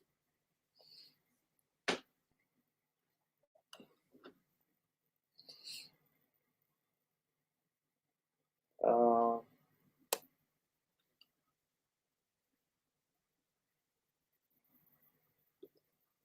yeah, from a round trip from Illinois to Georgia, how much should that rate per mile be? It just depends. I couldn't tell you no exact rate.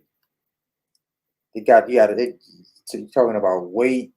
You got to look at how much weight is being carried on. For that load. It's a lot of different factors.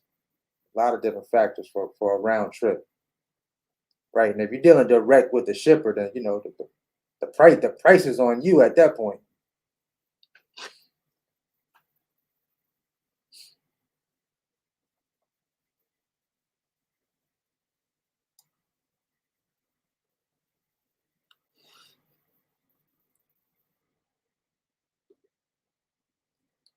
So Master Bubba Lover said, I'm going to be honest, I got both DT and truck stop load, but I like truck stop better. The interface is more friendly.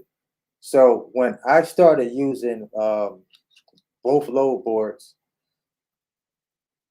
now I will say this. In the very beginning, when I was looking at both load boards, I would see loads on truck stop that was not on DAT. Like there were brokers that were on that load board that I did not see over on DAT. So that that definitely was a good sign. But then as time started progressing over the years, you know, I started seeing, kind of similar loads um at that time. And I think I had like the basic version of D of not DAT, but of truck stop.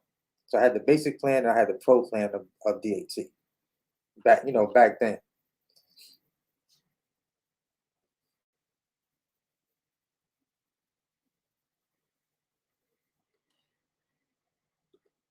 Yeah, even though they like to tell you those for semis, I still use that as a gauge.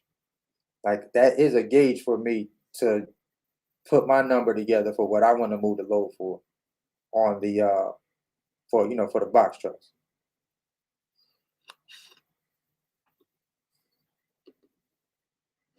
Spark market to spot market info, DAT. You see, you can see it on there. If you're using a pro plan, you typically can get your averages, 15, 30-day averages on their load board.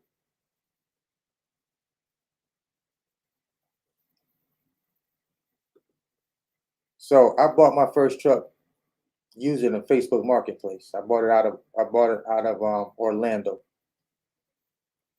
for sure.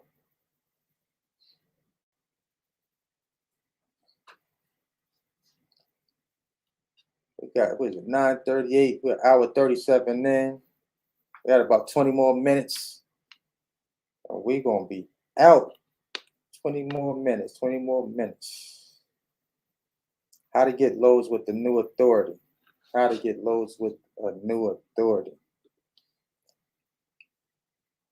New authorities still gonna be tough.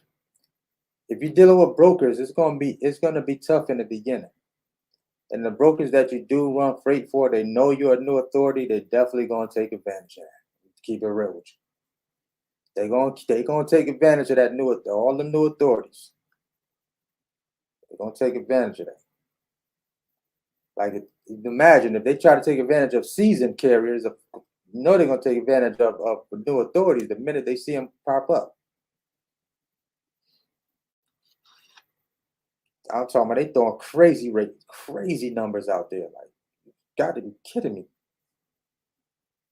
Gotta be kidding me. Um, Caribbean vibes. What's up with you? What's up with you? But how do you get lows with the new authority? Do you want to deal with brokers or you want to try to get direct shipper loads?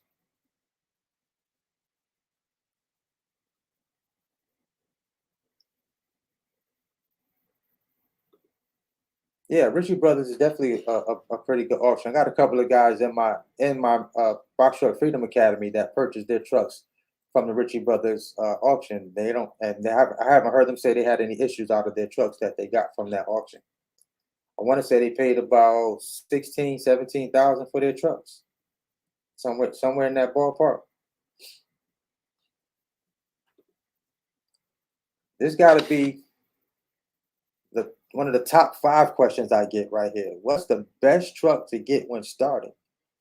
A truck that works, a truck that is gonna make you some money. I don't particularly have a brand like when it comes to trucks. I have an international truck. My first truck was an international. My second truck was an international. My third truck was a Freightliner. And all of them have issues at some point in time. Like you're gonna run into something with any one of those brands, even a Hino, any of those trucks. I heard that diesel mechanics don't like working on the Hino trucks. International sometimes have back orders on some of their parts. Freightliner, I typically can find those parts and they're less expensive most times for the Freightliner parts. So it all depends on, you just got to kind of pick which one you want to run with when it comes to what type of truck. I say one that's in good shape, that's been well maintained and that can get you, where you that can help you make some money.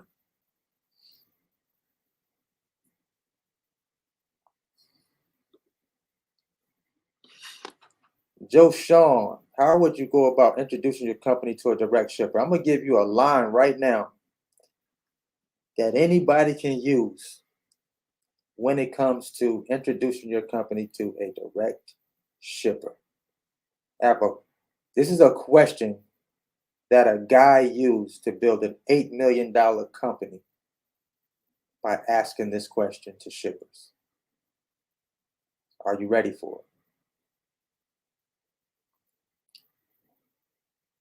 What is the freight that you have the most problems moving? That's it. That question was used to build an $8 million business. What is the freight that you have the most problems moving? What's your trouble freight? How can I help you move that? If you can fit it on your truck, that is a great question to ask. That's how you could introduce your company. Have your business cards.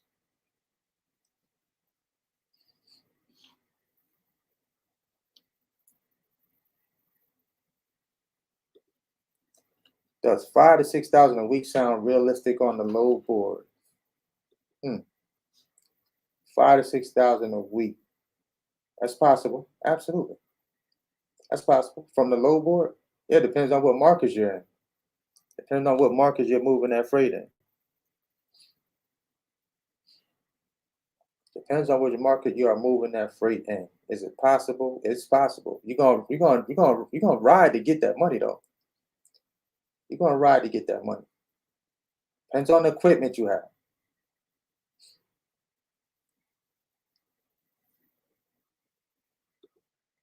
What should you pay for a box truck? Whatever your pockets can stand. Like there's all different types of prices out there. It just depends on what's comfortable for you, right? Most of them are definitely gonna be cost more, a little more than what they actually should be charging for them.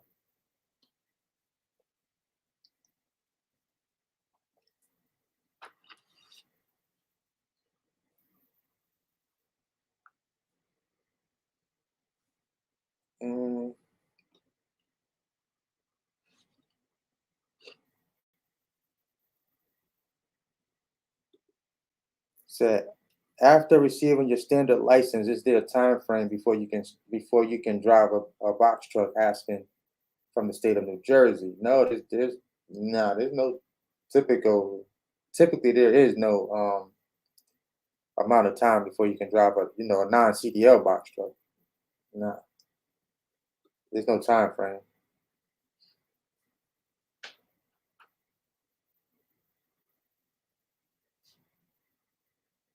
Y'all you see what Matthew don't went out here and got his knees scraped up and his hands dirty. Said his first 6 months he did mostly OTR, and he got dragged by TQL. Yo, shout out to Matthew. Listen. Yo, sometimes you got to do what you got to do, though. Sometimes you got to do what you got to do in the beginning just to get through that first initial 6 months push in this business. Sometimes you got to do what you got to do. You may have to take one or two, that you're not comfortable with taking just to get accustomed to how this thing, just to get accustomed to how this thing goes. So you may take a load or two that's not that favorable to you, but you kind of want to, just get in and just break the cycle. You get that first one done, see how it goes. You learn about, getting that rate confirmation, getting to the shipper, getting that BOL, making sure you get the stuff signed, factoring your loads if you're doing factoring. Like you learn the whole process in the beginning, but it's going to take your first few loads to get accustomed to how things go, what to look for when you get to shipper, things of that nature. So, yeah, but once you get through that first 6 months and you've been out there and you've done that, like you said, you got dragged by the TQLs, you done dealt with the mail houses and brokers asking you just all the weird stuff while you're driving. send them to BOL, take pictures of the freight, and just there's a lot that you deal with. I'll be honest with you, there's a lot that you deal with when you are dealing with certain brokers. Some brokers are cool. Some of them are cool. You get the load, they don't bother you while you're out there running the freight. But then you got those that's freaking text messaging you or emailing you every 30 minutes, like while you're en route with the freight. Like I had a broker uh um email me like 10:30 at night. Like, can you send a bill? I ain't sending you nothing till I wake up in the morning. Like the driver's still getting unloaded. Like I'm not sending you no BOL at no 10:30 at night. My office hours is closed. Catch me tomorrow. I've been doing this a while. Where I listen, I'm just there. Y'all just not gonna. They just not handle me any type of way. I'm sorry. You get that BOL on Monday when business hour. I hit them with the big red. My office hours are from 9 to 5, man. My office hours are from 9 to 5. Stop playing with me. Because them you let them brokers push you over, they will push you over. He talking about, can I get the BOL and the lumper receipt? I'm like, listen, you catch me Monday. It's Friday night. My driver's asleep at this point, and I'm about to go to bed. I'm not even responding back to this email. So these, like I said, these are just some of the things that you will face and you'll deal with when you are running loads off the load boards and dealing with brokers. But it comes with the territory. But at the end of the day, your goal should ultimately be to secure freight directly from the shippers, cut these people out of your money, get that middleman out of there, get them from getting a piece of that bag, because there's more money in the pot. It's more money in the pot. One of my guys was running a load out there in Columbus, Ohio, and the broker had the load posted for $700. Had to pick up some meat, going to a restaurant. Had to unload it. My man was like, "Yo, it's gonna be $1,700 for me to do this. It's gonna take me about 2 hours to unload that truck once I get there because I got to use my hand truck to unwrap these pallets, take the individual boxes off, put it down on the pallet on the lift gate, bring it inside the restaurant." The broker puts him on hold. This is their favorite trick right here. Hold on one second. Let me check. Man, they picking up the PlayStation joystick. They ain't checking nothing. Oh yeah, we can do that. So you mean to tell me that if he would have took it for 700 that you had posted on that load, boy, you had a whole nother 1,000 in there that if he wasn't educated on what that should be paying out, you would have kept a whole 1,000 plus whatever else you had on top of that load and just paid him the 700. Got to do your due diligence. You got to know what you're dealing with when you're dealing with certain loads. This is just stuff you got to learn as you go, as you go along.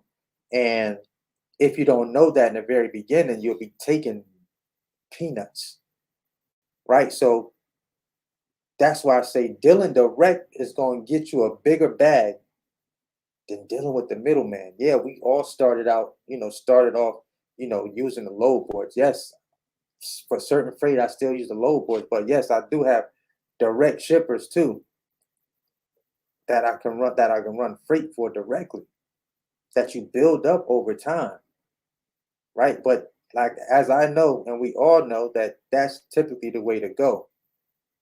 At the end of the day, not all of it is dedicated freight, right? They will give you a call when they need things moved. But if I'm not saying that you can't make the money on the load boards, but your negotiation skills got to be up there. They got to be up there. Right? There's plenty of times I said no to loads on that. Plenty of times I say no to loads on the load board. And the brokers end up emailing me back, hey, we can do it for this because the load's still sitting there an hour later.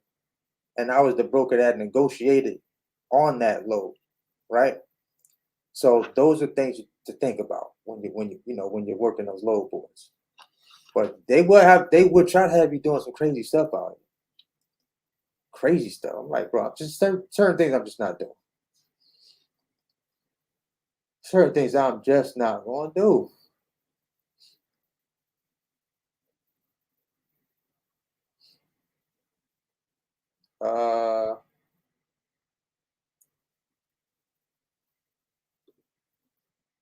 The dirty dozen. How would you know when a payment for a load is a great deal or when it will be necessary to bargain? Bro, most times, listen to me. I need y'all to listen to this real quick. Most times when you are booking loads off the load board, the number that you see on the load board, that's not the number. That's not the number.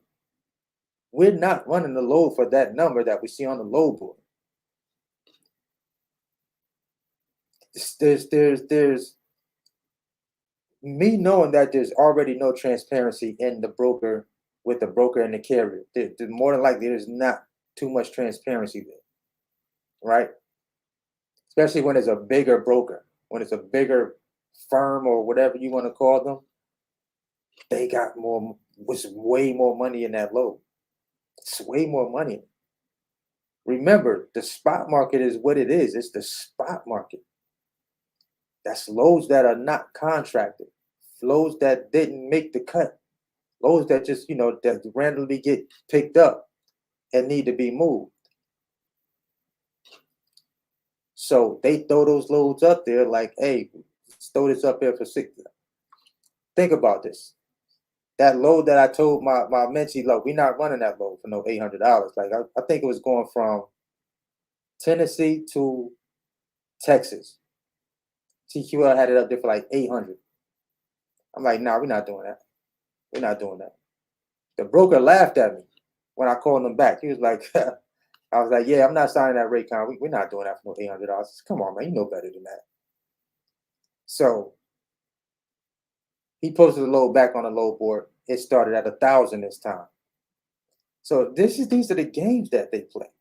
These are the games, right? So you always negotiate that load.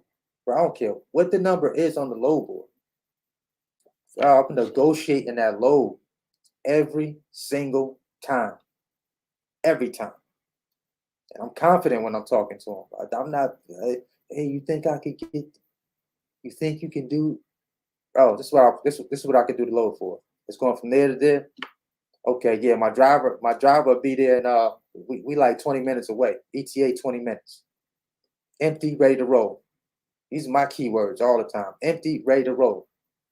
We can get there at so-and-so time. We can pick it up and be there on time.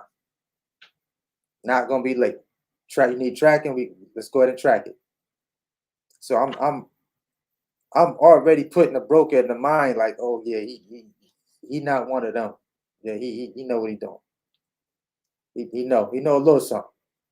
Right? So that's how I'm speaking to brokers when I'm negotiating on certain loads. Even if it's an email, I'm doing the same thing via email. I'm going back and forth in that email until we get it. I typically get what I want for that load. If my company move it, I'm getting what I want for it. It's like I don't be desperate to try to grab a load just because I can. Now that it's opened up to me, like your posture may be a little different because your authority is probably newer and you're like, man, I don't want to turn this down. I get that. But if you do that often, you're probably not going to get really good, pretty good, decent paying loads. So still have that posture when you're negotiating. I mean, keep it professional, but still have that posture. Like you kind of know, like, okay, this X amount of miles, I'm getting paid so and so. What's the rate per mile on this? Right. So you need to know your rate per mile. That's the first thing. You need to know your cost per mile that you're operating at. And then that rate per mile is going to make more sense to you that you're looking at with that particular broker for the load that you want. Lorenzia Elmore, appreciate you. Appreciate you, Matt.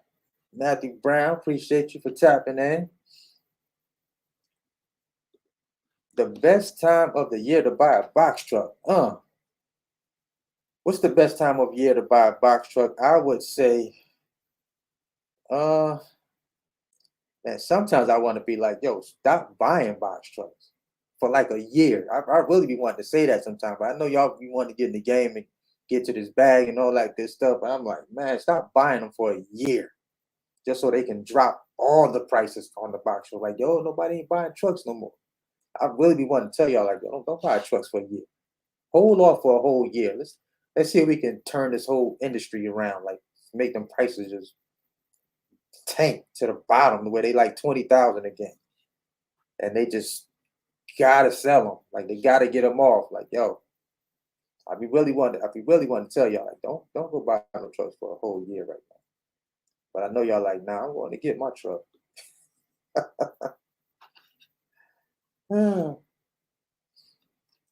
uh, let's see. So I mean, to make money. Says, will it be smart to lease onto someone else's authority to make money instead of taking loads from TQ Wells? Yeah, if you can find somebody that has an age authority and you can lease onto them and you can get way better paying loads, absolutely. That makes all the sense. So just make sure that the fee, make sure that the fee makes sense in between. But this is what I will say, you're gonna definitely get better quality paying loads versus you trying to book the loads under new authority. Absolutely. Yes. I think it would be very smart to lease on to someone's authority.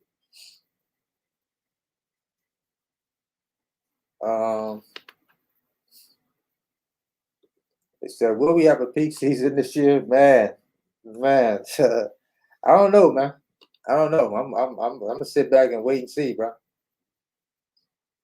I'm gonna sit back and wait and see, man.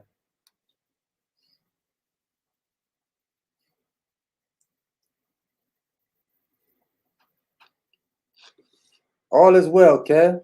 What's up, Kev? All is well, brother. How's it going for you? Shout out to Kev. Uh,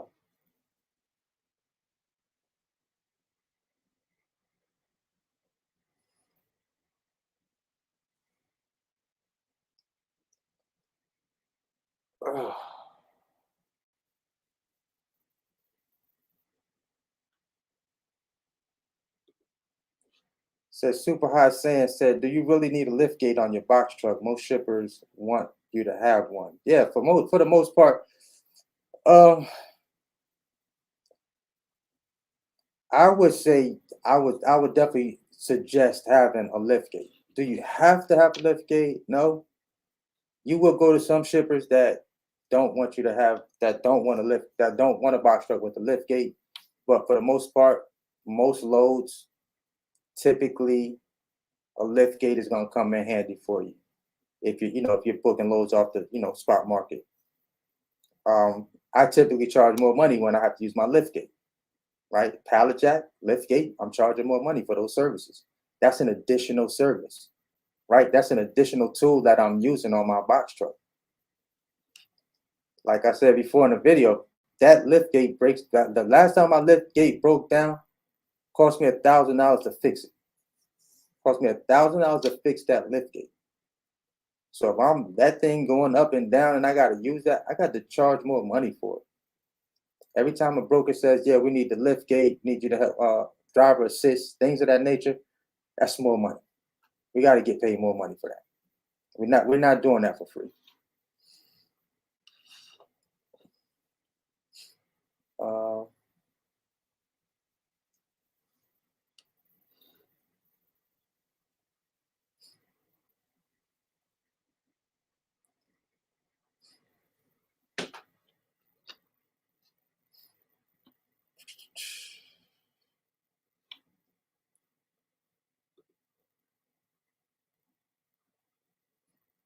Let's see. But yeah, it's about gonna wrap it up for me tonight, y'all. I appreciate y'all tapping in. Appreciate y'all taking time out to come through, spend it with your mans. Been a little minute since I jumped on here, but I will be back again. Any last questions? Any last questions? But this is what I would say. If you're brand new and you are looking at starting your box truck business, um, right now I'm seeing that where the industry is going. Uh, there's always going to be ups and downs in the trucking industry. Haven't seen freight stop moving. Haven't seen it slow down. I haven't seen uh, I haven't seen where it did. I don't see like there's no need. Like someone asked me, what did they say? Someone asked me about. They said they were scared to go out and get them a truck. They don't want to go, get into debt, things of that nature. That's part of this business. That's part of the business. That's part of starting anything. If you're gonna do it scared. Do it scared. I was nervous when I started. Of course, I was nervous. It's the first time I was getting in this industry, right? I didn't know if my truck was gonna make it back to the Carolinas when I bought it in Orlando, Florida. But I had to take the risk so that I could potentially see a reward, and I did. Right? It worked out for me. Right? My story is not gonna be the same for everybody else. Right? The way my stuff worked out is not going to be the same for everybody else. Everybody is going to have their own journey in this business, but got to pull the trigger on something. If you don't, just keep doing what you've been doing. Like if you always done what you've always done, you're going to get what you've always been getting. You want something different, guys. You got to do something different at the end of the day. That's period. Period. Point blank. Period. You want something different, you got to do something different. I wanted something different, so I did something different. Took a chance, went and got that truck. It worked out for me.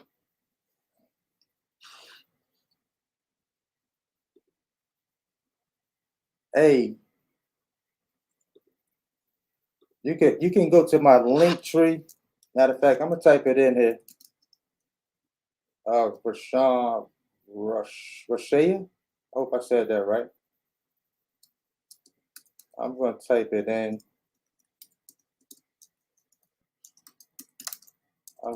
Matter of fact, I'm running it across the screen. I'm gonna run it on the banner. Right there is how you can reach me. That is how you can reach me. Yo, I didn't even get into the I didn't even get into the likes. I didn't even get into the I don't even know what the likes is looking like right now.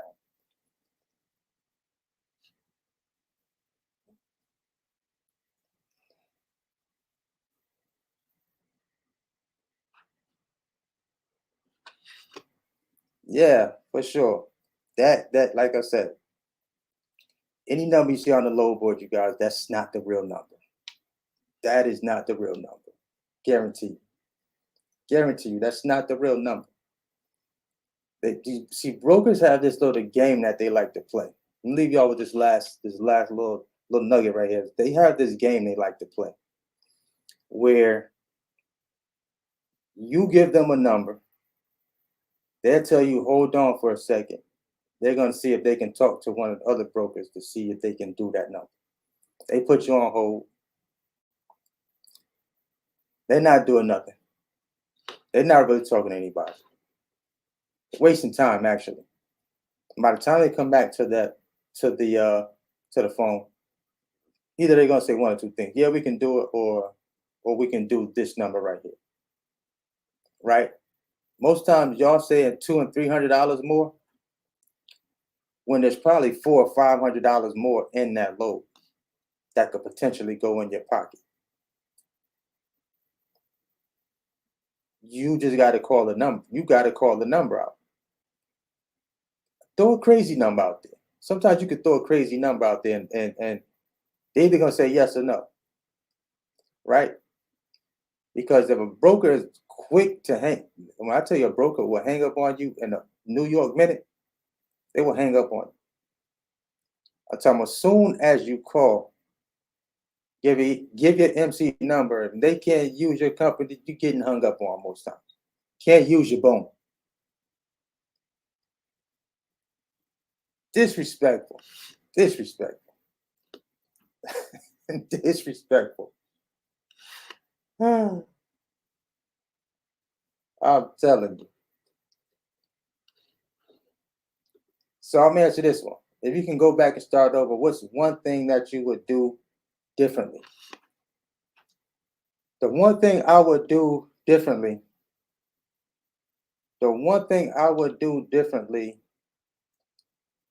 if I was starting from scratch is when I first purchased my 26-foot box truck, I would have paid more attention to the height of my box on my truck. My box truck was 12 feet, 1 inch in height. And when I tell you I struggled putting them Amazon relay pallets in my truck because some of those pallets were super tall, I used to have to sit there, take 4 or 5 boxes off of those pallets in order to fit them in my truck and then put them back in, because the clearance was so low on my truck. It was making my time, taking up time for me when I was loading my truck. So the taller your box is, the better off you will be with most freight. If your door to floor clearance, when you go look at a truck, try to make sure that your door to floor clearance is at least 96 to 97 inches in height. I'm talking about just to get inside your truck. It can be taller than that on the inside, but to go in your box, make sure that is taller, at least 96 to 97, because that's going to allow you to be able to move a lot of U boxes that may be partial loads that can go with other partials that can go on your truck. So make sure that you pay very close attention to that clearance height. Very close attention to that clearance height. When I bought my second truck, it was 12 feet, 7 inches. So that gave me a little more room. And those Amazon pallets was going in like clockwork at that time. I didn't have to worry about taking no boxes off. It was going in. No boxes were hitting on the way going in.